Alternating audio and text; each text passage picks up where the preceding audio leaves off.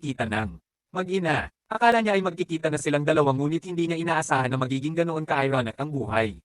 Nang habulin siya ni Jinkom, natuklasan niyang hindi pala sa kanyang ina ang nakadisplay na numero. Mabilis niyang ibinalik ang phone kay Jaehee. Sa oras na ito, hinahanap pa rin ni Lido si Jaehee. Galit niyang pinagalitan dahil hindi niya sinasagot ang telepono. Itinuring ni Lido si Jaehee bilang kanya.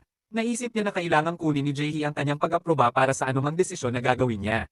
Hiniling pa niya kay Jaehee na umatras sa model audition. Galit si Jaehee nang kaharap ang kanyang amo ngunit hindi naglakas loob na magsalita. Sa oras na ito, pumasok si Gina upang iligtas siya upang mapanatili niya ang kanyang lugar upang sumali sa audition. Kinabukasan, nakatanggap si Jaehee ng notice na nakapasa siya sa unang round ng audition. Masaya siyang sumayaw ngunit binatikos ni Lido na nasa tabi niya na mahina ang panlasa at gusto pa niyang sumali sa modeling audition. Orihinal na inakala ni Lido na ang pangungusap na iyon ay magpaparamdam kay Jaehee na mas mababa at isuko ang modelong audition. Sa hindi inaasahang pagkakataon, nanghiram si Jaehee ng pera sa kanya para makabili ng damit. Napaisip si Lido at pinahiram pa rin kay Jaehee.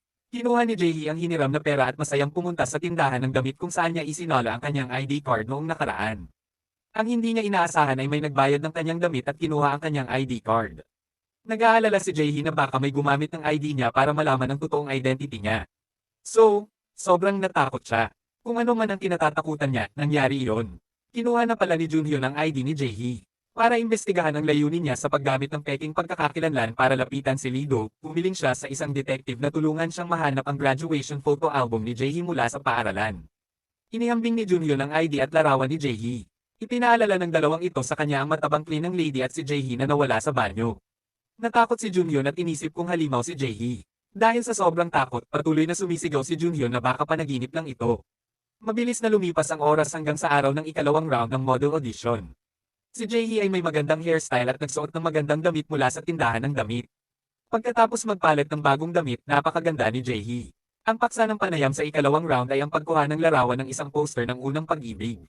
Sa photoshoot, inalala ni Jaehee ang masayang panahon noong sila ni Taejun ay nagmamahalan hanggang sa kanilang masakit na pagsasama. Hindi niya napigilan ang kanyang mga luha. Nakita ni Lido na masyadong sensitive si Jaehee. Nawala siya sa malayong alaala. Biglang nagdilim ang mga mata niya at nawala ng malay. Isinugod ng lahat si Lido sa ospital. Sinabi ni Gina kay Jaehee na ang takot at allergy na mayroon si Lido ay dahil sa isang aksidente noong bata pa siya na muntik nang mawala ng ina. Nadurog ang puso ni Jaehee nang marinig iyon. Pagkatapos noon, kailangan nang umalis ni Gina, naiwan si Jaehee na mag-isa para alagaan si Lido. Tila nananaginip si Lido tungkol sa mga malungkot na bagay sa nakaraan at napaluha siya. Sinubukan ni Jaehee na panasan ang luha ni Lido, ngunit bigla itong nagising at hinawakan ang kamay nito. Tumingin si Lido kay Jaehee na may komplikadong ekspresyon. Nakaramdam siya ng hindi maipaliwanag na pakiramdam sa mukha ni Jaehee. Pagkaraan ng mahabang panahon, bumitaw siya at sinabing gusto na niyang umuwi. Sumunod ay ang araw ng model audition. Sa round na ito, ang mga hurado ay magbibigay ng mga puntos batay sa kamakailang pagtatanghal ng mga kalaho. Maaaring makakuha ng mataas na marka si Jaehee, ngunit binigyan siya ni Lido ng 0 na puntos dahil ang damit na isinuot niya ay makakapagpababa sa kanyang klase. Hindi niya pinansin ang galit na tingin ni Jaehee at diretsong inalis ito. Sa kabilang banda, nakita ni Minsok si Jaehee na inalis sa TV at palaging may sama ng loob kay Lido. Naisip niya na laging pinapahirapan ni Lido si Jaehee dahil may malasakit siya kay Jaehee. Kaya kung hinailan niya si Jaehee sa gilid niya, siguradong mababaliw sa selos si Lido. Sa pag-iisip nito, ngumiti ng masama si Minsok. Sinabi ni Minsok sa kanyang assistant na si John Ho na hanapin si Jaehee at sabihin sa kanya ang tungkol sa pagpapakilala ni Minsok kay Jaehee sa kumpanya. Naisip ni Jaehee na maaari siyang maging isang modelo at napakasaya. Ngunit pagkatapos makita ang kontrata, natuklasan niya na gusto ni John Ho na pumirma sa kanya ng kontrata para ituloy ang isang singing career. Desidido siyang maging model, kaya tinanggihan niya ang alok ni John Ho. Labis ang galit ni Lido nang sabihin ni Junhyun na muntik nang kunin si Jaehee ng entertainment company. At saka, ang nagpakilala sa kanya ay si Minsok. Pagkatapos noon, nakiusap si Jaehee kay Lido na bigyan siya ng pagkakataong maging modelo. Nagalit pa si Lido na pinilit ni Minsok si Jaehee na maging singer. Tinanggihan niya si Jaehee on the spot. Pagkasakay nilang dalawa sa elevator, biglang sinabi ni Jaehee kay Lido na isang taon na lang ang natitira para mabuhay. Inaasahan niyang matupad ang kanyang pangarap na maging modelo sa natitirang panahon. Noong una, nag-isip si Lido ng mga paraan para pahirapan si Jaehee. Pero nang mabalitaan niyang isang taon na lang ang natitira sa kanya, nagbago ang ekspresyon nito. Matapos mag-isip ng ilang sandali, sinabi ni Lido kay Jaehee na may bagong model na bali ang paa. Maaaring palitan siya ni Jaehee, ngunit sa kondisyon na kailangang ipagpatuloy ni Jaehee ang pagtatrabaho bilang kanyang kasambahay. Masayang sumang-ayon si Jaehee. Sa gabi, nagalit si Lido dahil hindi siya makapag-drawing ng bagong outfit. Tinanong niya si Jaehee kung bakit nagustuhan nito ang outfit niya. Sinabi ni Jaehee na dahil ang disenyo ng mga damit ay nagpapainit at komportable sa mga tao. Bukod dito, nararamdaman ni Jaehee na ang laki ng mga damit na idinisenyo ni Lido ay parang pinasadya para sa kanya. Napakahusay niyang isinusuot ang mga ito. Nang marinig ito, biglang natarante si Lido. Sigaw niya kay Jaehee dahil sa pagiging paranoid niya. Galit na sinubukang umalis ni Jaehee. Biglang tinanong ni Lido si Jaehee kung talagang isang taon na lang ang natitira para mabuhay siya. Kasinungalingan daw sabi ni Jaehee. Pambihira, hindi galit si Lido bagkos ay gaman ang loob. Katatapos lang nilang dalawa sa pagmamaltrato sa isa't isa. Tapos sa kabilang side, nagda-date sina Minsek at Gina. May love story pala noon sina Minsek at Gina. Ngunit hindi ito pinahalagahan ni Minsek. Ngayon gusto ni Minsek na makipagbalikan, ngunit tinanggihan ito ni Gina. Kinabukasan, nakita ni Jaehee si Lido na mag-isa. Alam ni Jaehee na si Suyon ay nabali ang kanyang binti at hindi maaaring maging modelo. Dahil sa kalungkutan ni Jin Kyung, nadudurog ang puso ni Jaehee. Nagpa siya siyang maging kaibigan na mapagkakatiwalaan ni Jin Kyung. Kaya si Jaehee ang nagkusa na batiin si Jin Kyung at niyaya siyang kumain. Sinabi ni John Ho kay Minsek na gusto ni Jaehee na maging model kaya tumanggi siyang pumirma ng kontrata bilang singer. Pero naisip ni Minsek na hindi siya sinubukang pigilan ni John Ho. Galit siyang umalis. Sa oras na ito, lumitaw ang paparazzi na si Jae-ho. Ipinakita ni Jae-ho kay John Ho ang mga larawan ni Minsek at Gina na nagde-date kagabi. Kasal na ngayon si Gina. May isip na ang pakikipag-date ni Minsek sa isang kasal na supermodel ay magdudulot ng maraming iskandalo. Agad namang nagalok ng maraming benepisyo si John Ho kaya pumayag si Jae-ho na huwag ipahalata. Kinagabihan, namasyal sina Jaehee at Jin Kyung pagkatapos kumain. Ang dami nilang pinag-uusapan, mas nagkakasundo sila. Nang tanungin ni Jaehee ang tungkol sa sitwasyon ng pamilya ni Jin Kyung, tapat na sinabi ni Jin Kyung na umalis na ang kanyang ina. Pakiramdam niya ay nanlumo ang kanyang ina dahil matagal nang nanatili sa bahay ang kanyang ina. Kaya nagluto ang kanyang ina ng napakaalat na pagkain. Ngunit ilang araw na ang nakalipas, kinain niya ang lunchbox na pinauwi ng kanyang ina at nakitang napakasarap nito. Naisip niyang mabuti na ang kalagayan ng kanyang ina ngayon. Nang marinig ang mainit na salita ni Jin Kyung, labis na naantig si Jaehee. Kinabukasan, noong naglilinis si Jaehee ng bahay ni Lido, aksidente niyang nakita ang isang mekanismo sa ilalim ng mesa. Out of curiosity, hinawakan niya ito. Nang gumalaw ang bookshelf, nakita ni Jaehee na sa likod ng bookshelf ay maraming magagandang damit pambabae. Masaya niyang inilabas ang mga damit para subukan. Ang bawat kasuotan ay hindi lamang magandang ngunit angkop din. Tuwang-tuwa si Jaehee, hindi niya alam na ang mga damit na ito ay kayamanan ni Lido. Pag-uwi niya, nakita ni Lido si Jaehee na nakasuot ng damit. Galit niyang hinawakan ang kamay ni Jaehee at tinanong siya tungkol sa kanyang mga kwalifikasyon para isuot ang mga iyon. Ito ang unang pagkakataon na nakita ni Jaehee si Lido na galit na galit. Habang nagpupumiglas, pinunit ng dalawa ang damit. Pakiramdam ni Jaehee ay may nagawa siyang mali, kaya wala na siyang lakas ng loob na manatili. Bumalik siya sa kanyang kwarto para magpalit ng damit at saka inimpake ang kanyang mga bagahe at umalis. Gabi na galit si Lido dahil tumakas si Jaehee sa bahay. Nag-aalalang binuksan niya ang camera para hanapin si Jaehee. Pero nalaman niyang wala nang mapupuntahan si Jaehee. Mahimbing siyang natutulog sa bangkite sa harap ng bahay. Lumapit si Lido sa pinto ngunit hindi niya magising si Jaehee na mahimbing na natutulog. Kailangan niyang gamitin ang lahat ng lakas niya para buhatin si Jaehee sa kama at bumagsak sa kama dahil sa sobrang pagod. Nang makitang napakalapit ni Jaehee sa harap ng kanyang mga mata, hindi napigilan ang puso ni Lido na tumibok ng mabilis. Pero bigla siyang nagising. Tinakpan niya ang mukha niya at mabilis na tumakbo sa balcony. Upang pigilan ang pananabik na ito, uminom si Lido ng isang buong bote ng alak. Pero dahil sa hindi niya kinaya ang alak, bumagsak siya sa balcony. Kinabukasan, nagising si Jaehee at natagpuan ang sarili na nakakulong sa isang sleeping bag. Sinubukan niyang magpumiglas, biglang tumunog ang alarm clock. Nagsimulang mamaga ang kanyang katawan at pinunit ang pantulog. Gumapang palabas ni Jaehee. Puno ng buhok ang bibig niya at tumingin sa paligid. Mabilis siyang bumangon, pumasok sa sala para hanapin ang bote ng pabango sa kanyang bag. Sa oras na ito, natuklasan niya si Lido na nakahiga sa balkonahe. Nang makita niya ang bote ng alak sa sahig, naisip niyang lasing si Lido. Ngunit mabilis siyang nakatuklas ng kakaiba. Pulang-pula ang mukha ni Lido. Nilalagnat pala siya. Habang nagmamadali niyang binuhat si Lido, pumasok si Junhyun sa bahay nang hindi alam kung kailan. Natakot si Junhyun sa matabang babae sa harapan niya. Kinuha niya ang kanyang sandata at nagkatinginan ng dalawa. Kinakabahang tinanong ni Junhyun ang matabang Jaehee kung sino siya. Sa wakas, nabunyag ang kasinungalingan. Nagpa siya si Jaehee na umamin kay Junhyun.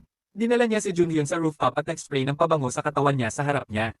Pagkatapos ng kidlat, labis na nagulat si Junhyun nang makitang pamayat si Jaehee. Sinabi ni Jaehee na ang pabango ang nakatulong sa kanya na pamayat at maging mas bata.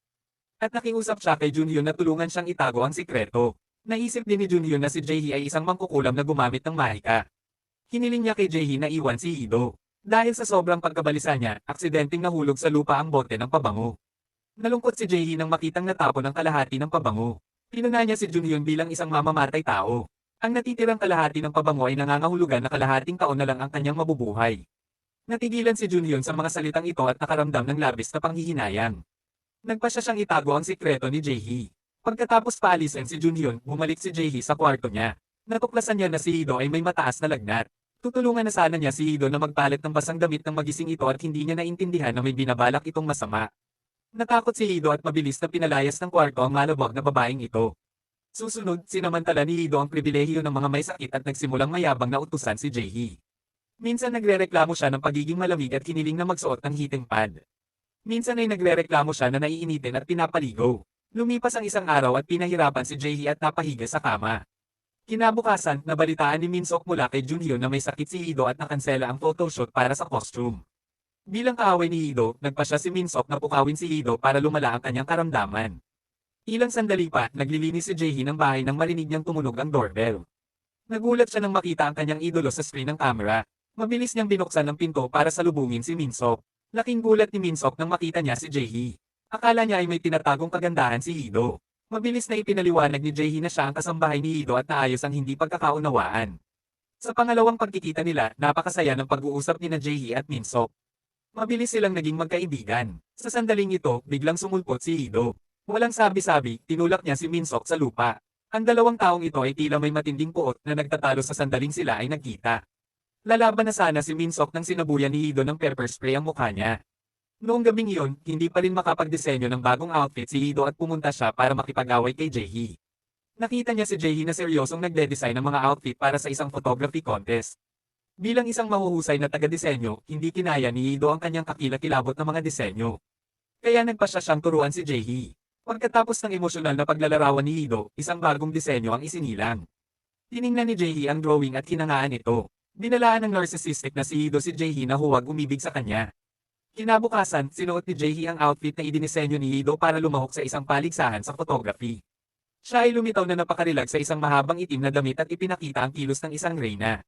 Pagkatapos kuhanan ng litrato, nagmamadali si Jaehee para makita ang resulta. Natuklasan niya na ang unang nagwagi ng premyo ay ang kanyang anak na babae at siya ay ngumiti ng buong pagmamalaki. Pagkatapos ng training sa model, pumunta si Gina sa practice room para i-announce na aayusin niya ang model na mag-internship sa labas. Kasabay nito, sina Jin Kyung at Jaehee, na una sa paligsahan sa pagkuha ng litrato, ay aayusin na kumuha ng mga larawan sa advertising kasama si Minsok. Noong gabing iyon, nang umuwi si Ido, nakita niya si Jaehee na masayang kumakanta. Dahil siguro sa naging maayos na, pakikitungo niya kay Jaehee kamakailan, napangiti rin siya nang hindi niya namamalayan. Madalas na lumitaw sa kanyang isipan ang imahe ni Jaehee na nakasuot ng magagandang damit at eleganteng hitsura. Ang mga larawang ito ay inspirasyon ni Ido. Sa inspirasyong ito, pumunta siya sa opisina at kumuha ng panulat para gumuhit. Natapos niya ang kanyang pinakabagong trabaho. Kinabukasan, pagkatapos mag-shoot ng ad sina Jin Kyung, Jaehee, at Minsok, gumawa ng dahilan si Minsok na mauna siya. Pumunta si Jaehee sa banyo para mag-spray ng pabango para mapanatili ang kanyang kabataan. Sumunod naman si Jin Kyung dahil curious siya sa scandal kaya nag-spray din siya. Hindi na siya napigilan ni Jaehee. Nag-aalalang tumingin si Jaehee kay Jin Kyung. Nang makitang hindi nagbago si Jin Kyung, nakahinga siya ng maluwag. Parang si Jaehee lang ang gumana nitong perfume. Sabay dala ni Minsok ng cake sa opisina ni Gina. Birthday pala ni Gina ngayon. Sa kasamaang palad, hindi tinanggap ni Gina ang nararamdaman ni Minsok. Sabik na hinanap ni Minsok ang taong gusto niya ngunit nakatanggap ng ganoong resulta. Galit niyang itinapon ang cake. Malungkot na nagmamaneho si Minsok nang bigla niyang makita si Jaehee at Jin Kyung sa rearview mirror. Nagpasya siyang humanap ng magpapasaya sa kanya, kaya bumaba siya ng sasakyan at niyaya ang dalawa sa amusement park. Noong gabing iyon, naisip ni Junhyun na kalahating taon lang ang buhay ni Jaehee. Feeling guilty, madalas niyang pinupuri si Jaehee sa harap ni Ido. Sinabi niya kay Ido na ang background at resume ni Jaehee ay ganap na magkapareho. Sinabi rin niyang aalis si Jaehee sa kalahating taon. Sinabihan niya si Ido na huwag masyadong umasa kay Jaehee. Nang marinig ni Ido na aalis na si Jaehee, sinabi ni Ido na okay lang sa labas, ngunit hindi pa rin niya maitago ang galit. Binasag niya ang bakal na kutsara sa kamay niya. Sa kabilang side, dinala ni Minsok sina Jaehee at Jin Kyung sa amusement park. Binuksan ni Minsok ang buong parke. Dumating sina Jaehee at Jin Kyung sa harap ng Ferris wheel. Naalala nilang dalawa ang malungkot na alaala ng nakaraan. Noong bata pa si Jaehee, sumakay siya sa Ferris wheel kasama si Jin Kyung. Orihinal na naisip na mag-iwan ng isang masayang alaala. Pero dahil sa bigat ni Jaehee, nagkapira-piraso ang kahoy na kabayo. Nahulog silang dalawa sa Ferris wheel. Nasa gilid si Taejon, pinipintasan si Jaehee sa pagkawala ng mukha. Kaya hindi niya pinansin ang pag-iyak ng kanyang anak at umalis na siya. Pagkatapos ng aksidenteng iyon, hindi na sila muling sumakay sa Ferris wheel. Hanggang ngayon, ang hindi nila magawa noon, sa wakas ay nagkaroon ng pagkakataon. Napatingin si Jaehee kay Jin Kyung na masayang nakaupo sa Ferris wheel. Kung paanong ang kanyang puso ay napuno ng kaunting kasiyahan, natuklasan niya na si Lee Do ay patuloy na tumatawag sa kanya. Bago pa makapag-react si Jaehee ay inagaw na ni Minsok ang phone niya. Masiglang sinabi ni Minsok kay Lee Do na si Jaehee ay masayang naglalaro sa amusement park kasama niya. Pagkasabi noon ay ibinaba na niya ang telepono. Dahil sa hindi inaasahang aksyon na ito, medyo natarante si Jaehee. Pagkatapos maglaro ng Ferris wheel, sabay silang tatlo na pumunta sa haunted house. Sa hindi inaasahang pagkakataon, hindi kayang sakta ng multo sina Jaehee at Minsok, ngunit sa halip ay nasugatan si Minsok sa buong katawan. Sa wakas ay tumakbo silang tatlo palabas ng haunted house at nakita si Lee Do na naghihintay sa pintuan.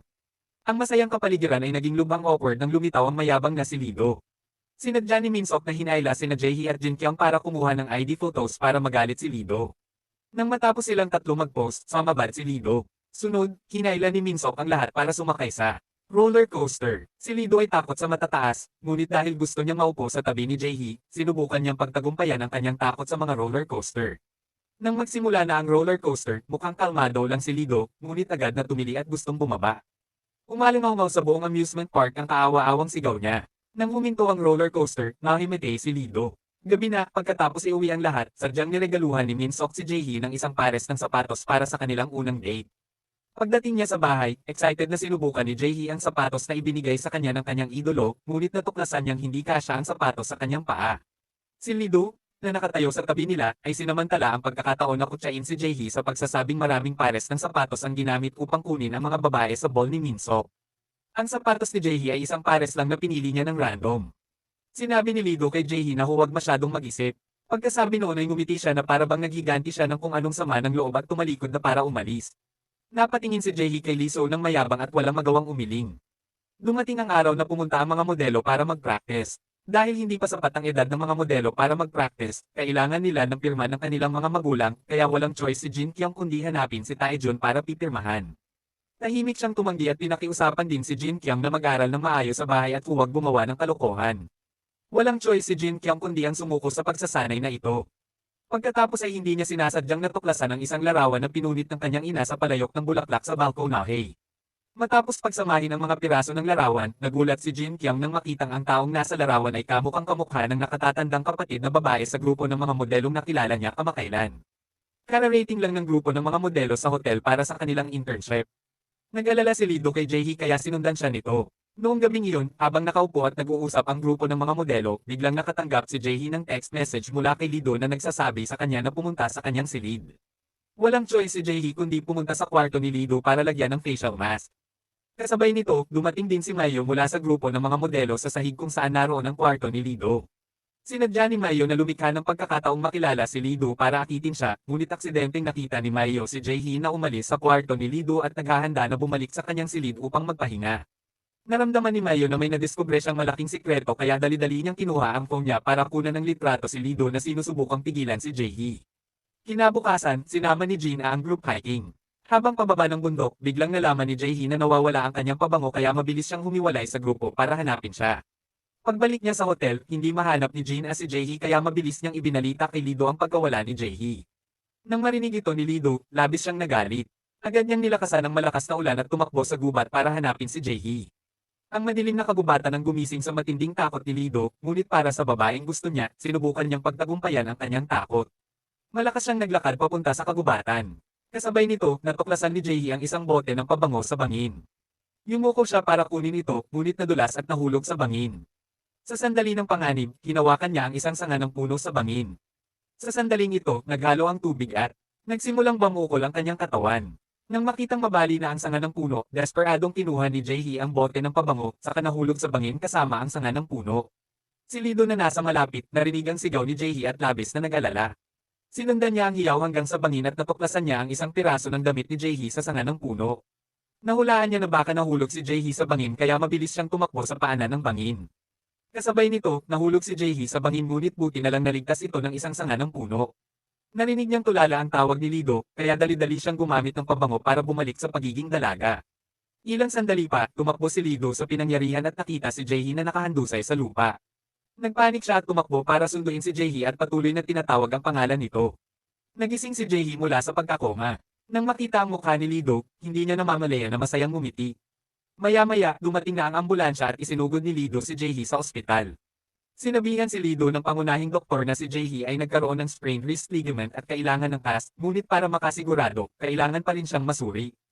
Ang mga resulta ng pagsusulit ay ikinagulat ng lahat na naruroon. Si Jaehee ay mukhang nasa edad 20, ngunit ang kanyang mga panloob na organo ay tulad ng sa isang 60 taong gulang na babae. Nagkaroon din siya ng fatty liver disease at high blood pressure. Ang balitang ito ay lalong nag-alala kay Lido na nakarelax na.